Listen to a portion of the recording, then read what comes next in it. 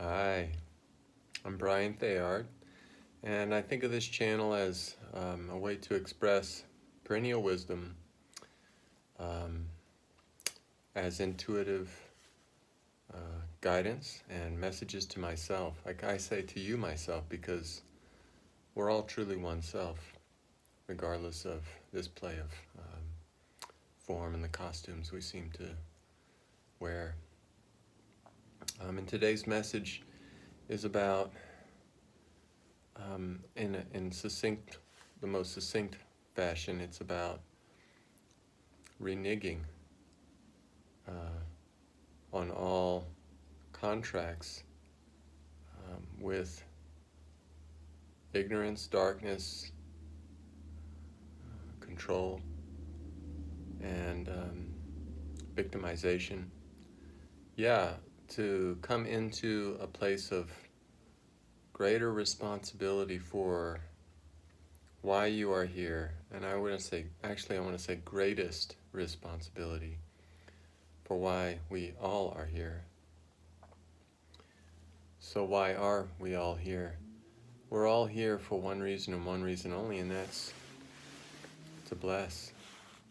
To bless this world. It's a game of blessings.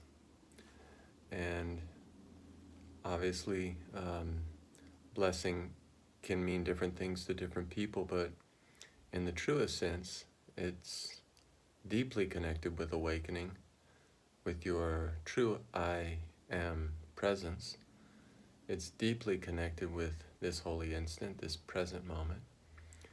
You could say blessing cannot be separate from right now, right here. It cannot be separate from who you are, what your presence means. And it cannot be separate from those you bless, who are part of you. Who are you, you could say.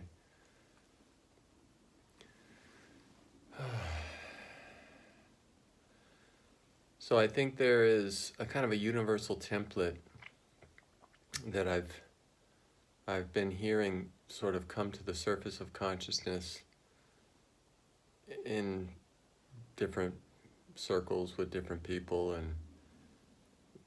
but I could identify that template sort of taking three stages.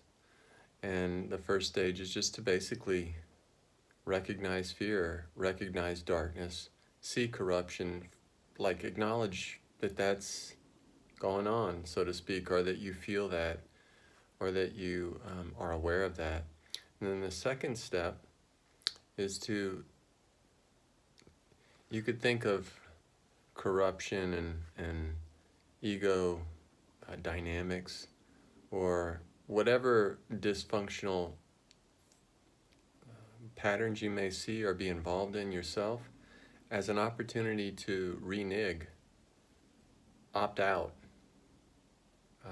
say no. And I don't mean no in terms of fighting against. I just mean no in terms of stopping fighting with yourself. Because those dynamics, wherever they may show up, are inviting a deeper stopping. And you could say the deepest stopping is when you start to see that it stops with you, started with you and stops with you, as I've been saying throughout these videos. And in the deepest sense, you could say that stopping is to recognize that who you are, who you truly are, it cannot be covered over or co-opted by darkness, by ego. And you bring a kind of certainty to the situation which unravels all beliefs in being sort of dominated by darkness.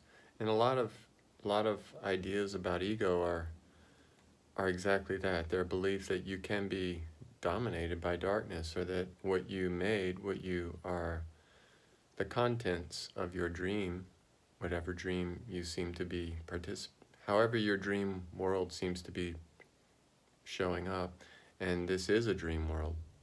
So don't be thinking to yourself, oh, well, I'm not dreaming. Every form of perception, however high or low, is still a form of dreaming. And that dream world that you may be perceiving can be so blessed by your presence if you're willing not to compromise in any way with darkness. So that means basically just say, I'm here for one reason and one reason only. And that is for this whole game to be ended in love. This whole game to be ended in love. And it won't end really. It can't truly end. If it isn't ended in love, it will continue. If you think it ends in fear or domination or control or war of any kind, that's how it continues. If you think you can get rid of the problem by any form of destructive measures, then that will only prove to you eventually that you've kept those destructive measures hidden. So you want to really recognize that you can't get rid of you can't get rid of destruction or corruption by being destructive or corrupt. It just doesn't work. And any form of battling with forces of destruction or corruption is just another way to keep it going. So you're here to end it. That's the game. And how do you end it? You end it in love. It has to end in love. So each moment is an opportunity to shed a little light, shed a little love, and watch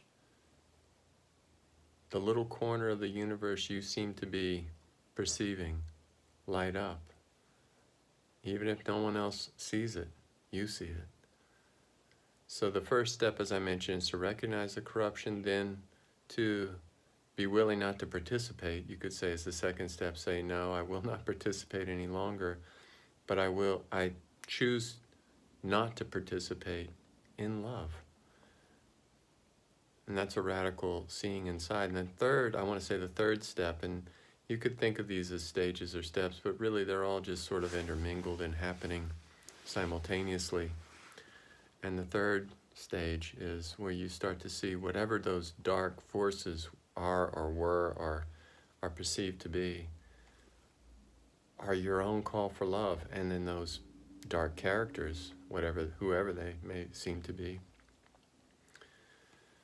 are your call for love.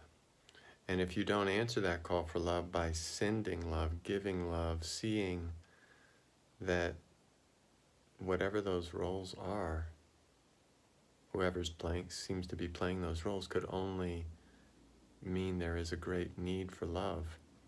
There's a great need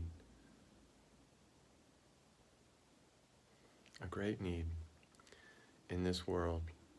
And it's your need. It's your need, and that's the game. This is the game we're playing. It's a game of seeing only one need. So if there is one true need, it's only your need. And because this longing comes from your own heart, it's a burning in the core of your own heart that only you can let the answer come through at that level. The answer isn't something you concoct, but it needs your consent and invitation to reveal what it reveals.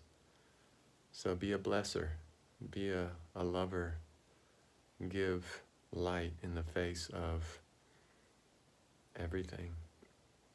And remember, that there's a game afoot. It's just a game. It's a beautiful, loving game, and it will be a nightmare until you open and soften into the true terms and conditions. So you could think of the ego, it's like one of those little boxes you get on your computer that says, do you agree to the terms and conditions of this this application or program? And you click. If you click yes, and most people do click yes, they don't even, I'm not going to read that. It's too long. But they click it and they don't realize what they've agreed to. But when you start to read the terms and conditions, you can actually opt out, remember. And you opt out for all of humanity, you become a light in the darkness. And the darkness must dissipate and disappear in your presence. It takes lots and lots and lots of willingness. It might just take, you could think of that as meaning a little willingness consistently given on a daily basis. So that's a lot of willingness. Think of it like a little willingness consistently given on a daily basis, as much as you are willing just to keep giving that willingness. And you will see the results of your opting out of the terms and conditions of the ego, because you'll start to feel better. You'll start to realize the true game afoot, the true game that's afoot. And you can relax, beloveds, and know that as these times unfold, you're doing great work, and your light is much appreciated. Much appreciated. We're all on, you could say, a grand team. We're in a grand game, and we're on the same team. We're not alone. Okay. I love you, brothers. May this message bless you. May this love lesson